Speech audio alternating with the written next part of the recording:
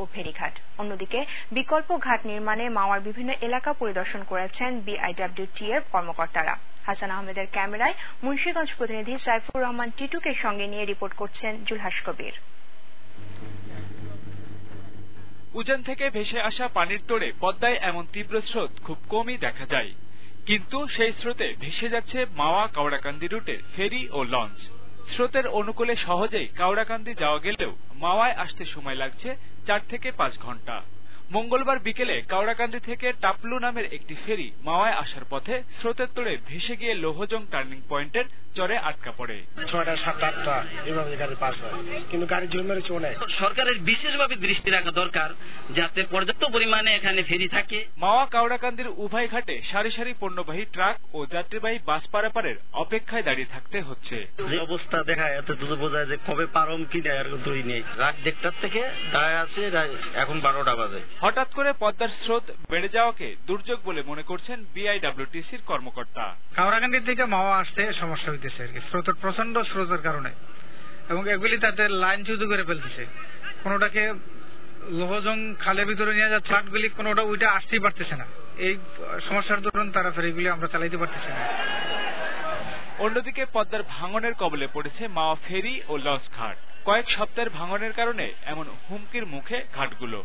বালির বাস্তা ফেলে ভাঙন রোধ করার চেষ্টা চালাচ্ছে কর্তৃপক্ষ। এই এলাকাটিকে রক্ষা করতে দ্রুত নদী শাসন এবং বেড়িবাঁধের প্রয়োজনের কথা উল্লেখ করেছেন বিশেষজ্ঞ সহ এলাকাবাসী। তাদের দাবি দ্রুত যেন এ ব্যাপারে সরকার একটি গুরুত্বপূর্ণ পদক্ষেপ নেয়। নদী ভাঙনে ক্ষতিগ্রস্ত মাওয়া ঘাট পরিদর্শনে আসেন বিআইডব্লিউটি এর চেয়ারম্যান। বিকল্প ঘাট নির্মাণের জন্য বিভিন্ন পয়েন্টও ঘুরে দেখেন তিনি। আমাদের ঘাটের কিছু অংশ ভেঙেছে, তারপরেও আমরা তাৎক্ষণিক ব্যবস্থা নিয়েছি। সামনে ঈদ পালা পার্বণ আছে, এই কারণে বিকল্প ব্যবস্থা দেখার জন্যই এসেছি আজকে আমরা, এবং একটি এলাকা আমরা সিলেক্ট করব এবং এরপরে মন্ত্রী মহোদয়কে এনেও দেখাবো। ফাইনালি ওখানে আমরা ঘাট বানিয়ে রাখবো। জুলহাস কবির, 21 টেলিভিশন, মাওয়া, মুন্সিগঞ্জ। মেঘনার ভাঙনে প্রতিদিনই বদলাচ্ছে ভোলার মানচিত্র। বোরহানউদ্দিন, দৌলত খান, মনপুরা, তজিমউদ্দিন, লালমোহন, চর ফ্যাশন সহ সাগর মোহনার দ্বীপগুলোতে নদী ভাঙনের নিজ ভূমিতে যেন উদ্বাস্তু হাজার হাজার মানুষ। নদী গ্রাস করছে বসত ভিটা, ফসলি জমি, স্কুল, কলেজ, মাদ্রাসা থেকে শুরু করে সবকিছুই। প্রতিনিধি মেজবাউদ্দিন শিপুকে সঙ্গে নিয়ে রিপোর্ট করছেন মঞ্জুল আলম পান্না। চীনের দুঃখ ছিল হুয়াংহো নদী, আর ভোলার দুঃখ মেঘনা।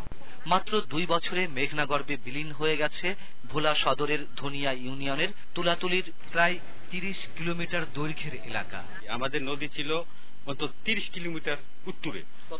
এই 2 বছর আগে 5-7 দিনে আমাদের 4-5 একর জমি ছড়িয়ে গেছে। এভাবেই ভাঙন চলছে ভোলার মেঘনাপাড়ের 7 উপজেলায়। ভোলার সবচেয়ে বড় ইউনিয়ন ছিল গাজীপুর। গাজীপুর ভেঙে বিলীন হয়ে গেছে 5 বছর আগেই। ভোলা যখন তখন শেষ হয়ে যাবে। উজানের পানির ঢলে গত 3 বছরে 20 থেকে 22 কিলোমিটার ভেঙে গেছে। এই 2-3 মাসের ভিতরে 3-4 কিলোমিটার সব বিলীন করে নিয়ে গেছে নদী। শতব্যস্ত মানুষ কাজের ফাঁকে অসহায় দৃষ্টি মেলে তাকিয়ে থাকেন নদীর দিকে। ওর মাঝেই বুঝেছিল তার আপন ঠিকানা। আমাকে কোনো ব্যবসা বাণিজ্য নেই, কোনো জায়গা নেই, জমি নেই, কিছুই নেই। ভোলার চারিদিক দিয়ে ব্লকের দরকার, না হলে ভোলার টিকবে না। রাস্তাঘাট, স্কুল, কলেজ, মাদ্রাসা সহ বছর বছর ভোলায় যে উন্নয়ন অবকাঠামো গড়ে উঠছে তার সবই একে একে হারিয়ে যাচ্ছে নদীগর্ভে। 2 কোটি টাকার পানি একদম জলে গেল রাস্তা। বিগত 2 বছরে দৌলতখান থানার প্রাইমারি, মাধ্যমিক, মাদ্রাসা মিলে প্রায় 15টা বিদ্যালয় নদীগর্ভে বিলীন। অসংখ্য রাস্তাঘাট, যার শেষ সম্বল মাথা গোজার ঠাঁইটুকু হারিয়ে গেল। পথের মাঝে রাত কাটানো ছাড়া আর উপায় কি তার?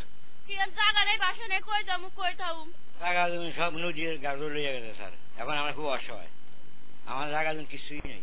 মেঘনা তার একুল ভেঙে ওকুল গড়লেও সবহারা মানুষগুলো জানেন না কিভাবে তাদের ভাগ্য গড়বেন। তারা অন্তত এটুকু জানেন, পরিকল্পিতভাবে সিসি ব্লক দিয়ে ভোলার চারপাশে তীর সংরক্ষণ বাঁধ করা হলে নিয়তি তাদের হয়তো সহায় হতো। মেঘনার ভয়াল গ্রাসে ভাঙছে মানুষের স্বপ্ন, বিলীন হচ্ছে সর্বস্ব। শুধুমাত্র সরকারের সুষ্ঠু পরিকল্পনার অভাবে আজ ভোলার মানচিত্র বদলে গেছে অনেকখানেই। মঞ্জুরুল আলম পান্না, 21 টেলিভিশন, ভোলা। বিরতি নিচ্ছি, যখন ফিরছি তখন অন্যান্য খবরের সঙ্গে আরো থাকবে। ভারত থেকে অবৈধভাবে প্রবেশের সময় জয়পুরহাট সীমান্ত থেকে এক ভারতীয় সহ 18 শিশু কিশোর আটক। রাসায়নিক অস্ত্র আন্তর্জাতিক নিয়ন্ত্রণে দেবে সিরিয়া, রাশিয়ার রাষ্ট্রীয় টেলিভিশনকে বললেন প্রেসিডেন্ট বাশার আল আসাদ। 8 ঘন্টা পর্যন্ত কনফিডেন্ট। আমন্ত্রণ আবারও রাতের 21 সংবাদে। ভারত থেকে অবৈধভাবে প্রবেশের সময় জয়পুরহাট সীমান্ত থেকে এক ভারতীয় সহ 18 জন বাংলাদেশি শিশু কিশোরকে আটক করেছে বিজিবি। বৃহস্পতিবার সকালে পাঁচবিবির হাটখোলা সীমান্ত থেকে এদের আটক করা হয়। তাদের থানায় সোপর্দ করা হয়েছে। পুলিশ জানায় আটক শিশু কিশোররা বিভিন্ন সময় দালালের মাধ্যমে কাজের উদ্দেশ্যে ভারতে গিয়েছিল। পরে তারা ভারতীয় এক কিশোরকে নিয়ে বাংলাদেশে প্রবেশের সময় বিজিবির হাতে আটক হয়।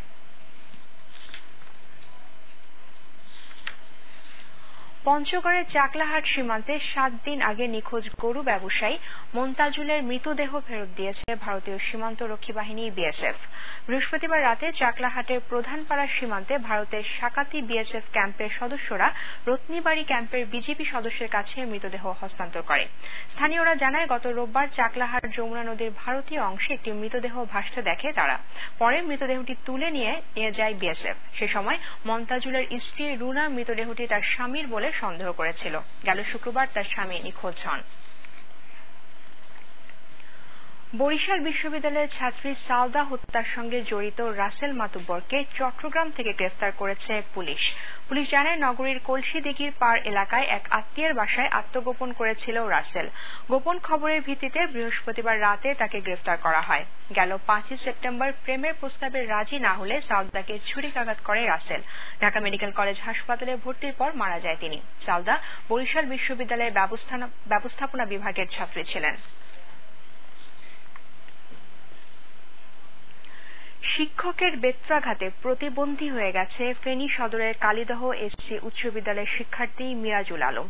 দীর্ঘদিন চিকিৎসা শেষেও তার অবস্থার তেমন কোনো উন্নতি হয়নি। এদিকে অভিযুক্ত শিক্ষক বেত্রাঘাতের কথা স্বীকার করেন। তার বিরুদ্ধে শাস্তিমূলক ব্যবস্থা নেওয়ার প্রক্রিয়া শুরু হয়েছে বলে জানিয়েছেন ফেনী সদর উপজেলা নির্বাহী অফিসার। ফেনী প্রতিনিধি নজরুল ইসলামের সহায়তায় আলমগীর হোসেনের ক্যামেরায় আলী আহমেদের রিপোর্ট। গেল জুলাই মাসের শেষ সপ্তাহে ঢাকার বঙ্গবন্ধু শেখ মুজিব মেডিকেল বিশ্ববিদ্যালয়ে চিকিৎসা নিয়েছে কিশোর মিরাজুল আলম। সে ফেনী সদর থানার কালিদহ এসসি উচ্চ বিদ্যালয়ের 7ম শ্রেণীর শিক্ষার্থী। অভিযোগ, স্কুলের গণিতের শিক্ষক লব কুমার দাসের পিটুনিতে তার এই পরিণতি। ঢাকার একটি ওয়ার্কশপে স্বল্প বেতনের কর্মচারী মিরাজুলের বাবা মনসুর অভিযোগ করেন, কোচিং এর টাকা না দিতে পারায় স্কুলের শিক্ষক লব কুমার দাস তার ছেলেকে বেত দিয়ে পিটিয়েছে। 3 মাসের কোচিং এর বেতন বাকি ছিল। স্যারের কাছে ছেলেরা একবার কোচিং থেকে বাইর করে দিয়েছিল। বঙ্গবন্ধু শেখ মুজিব মেডিকেল বিশ্ববিদ্যালয়ের চিকিৎসক জানান, পিটুনির কারণে মিরাজুল বড় ধরনের মানসিক আঘাত পেয়েছে। বেতের আঘাতে সে অপমানিত বোধ করেছে, সবার সামনে তাকে অপদস্থ করা হয়েছে। সে তার মানসিকভাবে অবসাদগ্রস্ত হয়ে মানসিক দুশ্চিন্তার কারণে এরকম হতে পারে। মিরাজুলের সহপাঠীরাও জানায় পিটুনির কথা। শিক্ষকের পিটানোটা 2-3 বার। তিনি শাসন করতে ঠিক, তবে অতটা মর্মান্তিক না। আমি শুনছিলাম বলে স্যার 2-3 বার দিয়েছিলেন। শিক্ষক লব কুমার দাস পিটুনির বিষয়টি স্বীকার করলেও তার দাবি, বেত্রাঘাতে মিরাজুলের কোনো সমস্যা হয়নি। 2টা কি 3টা বাড়ি দিয়েছি, 2টাই দিয়েছি বোধহয় করি। এরপরে একটু সাবধান করলাম, তার সেটা তো রোগ আমি জানি। ফেনী উপজেলা নির্বাহী অফিসার জানান, দায়ী শিক্ষকের বিরুদ্ধে ইতিমধ্যেই শাস্তিমূলক ব্যবস্থা নেয়ার প্রক্রিয়া শুরু হয়েছে। ওই শিক্ষকের বিরুদ্ধে তার এমপিভুক্তি বাতিলের জন্য মিনিস্টার একটা ব্যবস্থা গ্রহণ করতেছেন। আর শিক্ষামন্ত্রী বললেন, শিক্ষক যা করেছেন তা অন্যায়। কোন শিক্ষার্থীকে কোন শিক্ষক শারীরিক বা মানসিক নির্যাতন করতে পারবেন না। যদি কেউ করেন তার বিরুদ্ধে ব্যবস্থা নেওয়া হবে। কিশোর মিরাজুলের শূন্য আর বোবা দৃষ্টি যে কাউকে আহত করছে। স্বাভাবিক জীবনে সে আর ফিরে আসতে পারবে কিনা তার নিশ্চয়তা দিতে পারছেন না চিকিৎসকরা। ক্লাসে ফিরতে পারবে কিনা মিরাজুল, তা নিয়েও স্বজনরা এখনো অনিশ্চিত। আলী আহমেদ, 21 টেলিভিশন। চট্টগ্রামে হেফাজত ইসলামের নেতাদের সঙ্গে বৈঠক করেছেন বাংলাদেশে নিযুক্ত অস্ট্রেলিয়ার ডেপুটি হাই কমিশনার। বৃহস্পতিবার বিকেলে নগরীর লালখান বাজার এলাকায় জামিয়াতুল উলুম আল ইসলামিয়া মাদ্রাসায় এই বৈঠক অনুষ্ঠিত হয়। এই সময় কওমি মাদ্রাসার কার্যক্রম সম্পর্কে জানতে চান তিনি। তবে রাজনৈতিক কোনো বিষয় নিয়ে আলোচনা হয়নি বলে জানান ডেপুটি হাই কমিশনার টিম বলটনিকভ। বৈঠকে আরও উপস্থিত ছিলেন হেফাজত ইসলামের আন্তর্জাতিক বিষয়ক উপদেষ্টা উবায়দুর রহমান খান নদভী।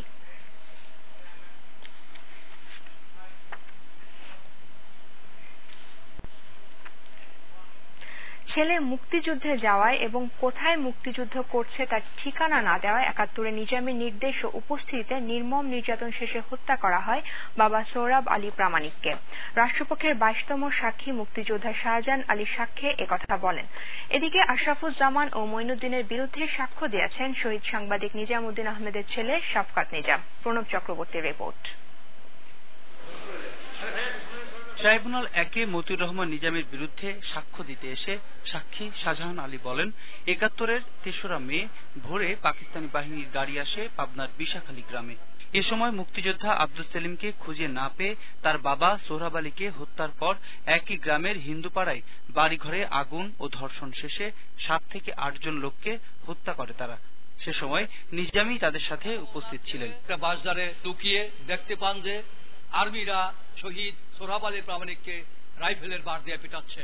বীর মুক্তিযোদ্ধা আব্দুল সেলিম লতিফকে হোয়েরাবাউর সম্পর্কে জানতে না পারে, যখন কিছুই বলে না তখন মতিউর রহমান নিজামীর ইশারায় তাকে গুলি করে হত্যা করা হয়। এদিকে পলাতক আশরাফুজ্জামান খান ও চৌধুরী মঈনুদ্দিনের বিরুদ্ধে ২৩তম সাক্ষী শাহতাব নিজাম বলেন, ডিসেম্বরে অপহরণের বিষয়ে বিবিসিতে খবর প্রকাশ করায় ১২ই ডিসেম্বর তার বাবা নিজামুদ্দিন আহমেদকে তুলে নিয়ে যায় সশস্ত্র আলবদররা। তিনি পাকিস্তানি সেনাবাহিনী তথা তৎপরবর্তী সময় তাদের অক্সিলারি ফোর্স আলবদর রাজাকার আরসামদের রোশনালে পরিণত হয় এবং তার পরিণতিতেই সেই ১২ তারিখ